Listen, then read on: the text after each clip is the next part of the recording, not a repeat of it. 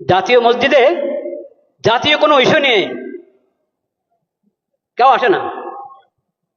জাতীয় মসজিদ, কিন্তু জাতীয় কোনো ইস্যু নিয়ে এখানে কোরআন সুন্নাহর আলোকে, শরীয়তের আলোকে এই বিষয়ে আমাদেরকে গাইড দেন, এই কথা বলার জন্য এখানে কেউ আসে না।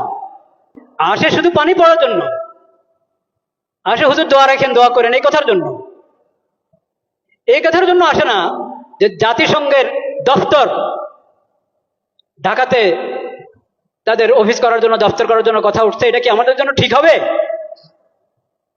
হুজুর কোরআন সুন্নাহর আলোকে একটু বলেন। এটা লালবাগ শাহী মসজিদের খতিবের কাছেও যায় নাই, চকবাজার শাহী মসজিদের খতিবের কাছেও যায় নাই, আন্দরকিল্লার খতিবের কাছেও যায় নাই, বয়তুল মোকাররম জাতীয় মসজিদের খতিবের কাছেও আসে নাই। কেন? আল্লাহ ইমাম এবং খতিবকে কেন ইমাম বানিয়েছেন এটা তারা জানেই না, বুঝেই না।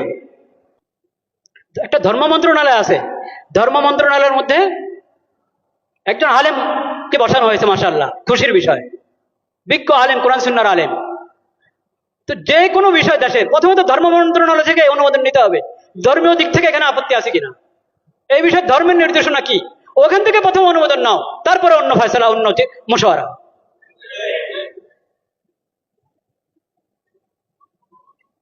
লজ্জা মরে যাওয়া উচিত বাংলাদেশিদের, যে তাদের কাছে কোরআন হাদিস থাকতে, নবীজির সিরত থাকতে, তাদেরকে মানবতা শিখাতে আসতে পশ্চিম দেশ থেকে। লজ্জা মরে যাওয়া উচিত।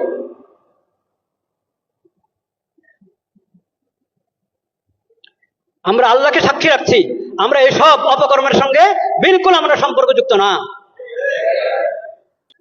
আল্লাহ সাক্ষী, আমরা এই ধরনের সমস্ত কর্মকাণ্ড থেকে সম্পর্কহীন।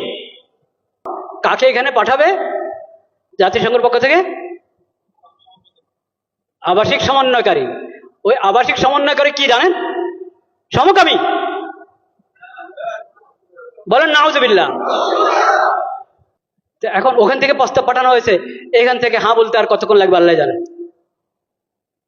যদি বিবেক থাকে, যদি বর্তমান সরকার ভালোই তো করছিল, অনেক কাজ তো ভালোই করছিল, সুন্দর করছিল, এই শেষ সময় যদি নিজের ইজ্জত রেখে যেতে চায়, তাহলে তাদেরকে এই দপ্তর এর ফয়সালা উদ্রোহ করতে হবে এবং এই ধরনের এই বিকৃত মস্তিষ্ক লোকদেরকে, বেহায়া বেলাদা লোকদেরকে এই দেশে আসার অনুমতি দেওয়া থেকে বিরত থাকতে হবে।